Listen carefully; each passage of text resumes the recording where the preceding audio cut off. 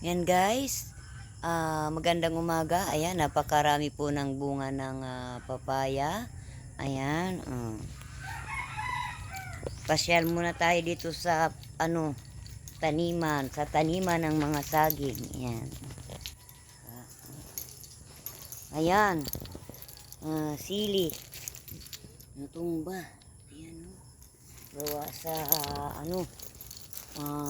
bagyo na nangyari na dumaan ang bagyo. Ayan, ganyan ang mga hitsura. Ayan, oh my god. Ayan, ay mga tumba talaga ang mga sili. Ang dami pa naman ng bunga. Ayan, ang dami ng bunga ng sili. Ayan, mamaya manguha ako ng dahon ng sili. Naku, kawawa naman. Kawawa naman ang mga tanim na pinya. Ang hitsura. Kawawa ang dinaanan ng bagyo. Yan.